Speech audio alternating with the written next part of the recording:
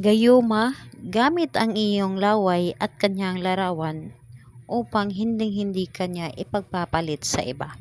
Hello mga guys, kumusta kayo? Panibagong araw, panibagong video na naman tayo. And sa araw na ito ay isa na namang video ang aking ituturo sa inyo na simpleng gabay o simpleng pamamaraan na makakatulong sa atin. At bago ang lahat, gusto ko lang mag-disclaimer sa mga taong hindi naniniwala at hindi gusto ang mga kagaya nitong video. Please skip this video and maghanap kayo ng videos na gustong gusto nyo dahil ang video na ito ay para lamang ito sa mga taong naniniwala and gusto mag-try. Sa lahat po ng mga nagko-comment po dito sa aking video dito sa loob ng aking channel, mag-iingat sa lahat ng mga nagre-reply sa inyo na dinadala kayo sa kanilang WhatsApp and Imo app upang makaiwas po tayo sa scam. Ngayon po ituturo ko sa inyo paano natin gayumahin ang ating partner gamit lamang ang ating laway. Alam nyo ba, ang ating laway ay isa ito sa mabisang ginagamit sa panggagayuma o mabisa itong ginagamit sa ating mga kagustuhan, lalo na sa ating partner. At gawin lamang natin ito sa ating partner lamang at wag natin itong gawin sa mga pang-aagaw. So, ayun po. Ang ihanda lamang natin dito is larawan lamang. And kapag nahanda na yung larawan natin or larawan ng ating target, ang gagamitin mo dito or ang gagawin mo dito is ang inyong sarili.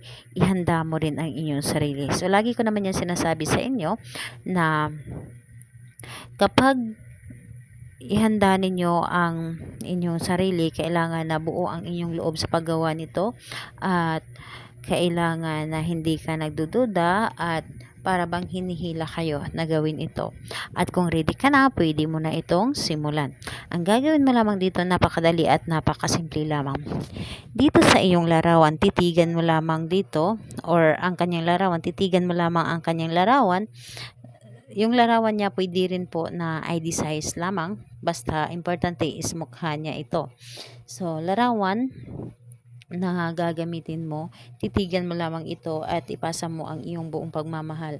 Kailangan na titigan mo siya na may yung tipong with feelings ang inyong pagtitig nito. And pagkatapos nun, sambitin mo ang kanyang pangalan. At kumuha ka ng iyong laway at i-cross mo dito sa kanyang pangalan.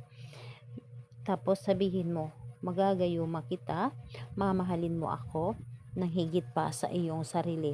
Ako lamang ang mamahalin mo at wala nang iba pa.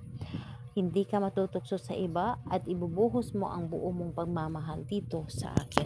So, yun po ang sasabihin mo. Dapat mga positive lamang ang inyong mga sasabihin and wag na wag kayong magbanggit ng mga negative. Dapat po ay para lamang sa inyong relasyon ang babanggitin mo na para bang sabihin mo dito lahat-lahat na para bang sa personal mo ito sinasabi.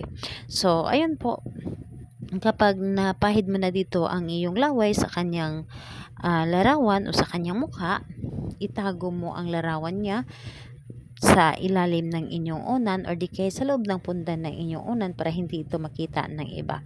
So, iwasan na makita ng iba ang inyong mga ginagawa. So, gawin ito sa kahit anong araw at oras, pwede. Mas mabisa po paggawa nito sa araw ng Tuesday and Friday. And hindi ka makapaghintay ng Tuesday and Friday, pwede naman sa ibang araw. Basta nararamdaman mo na para bang hinihila ka na gawin mo ito. So, ayun po. Salamat po sa inyo. Bye-bye everyone. God bless us all.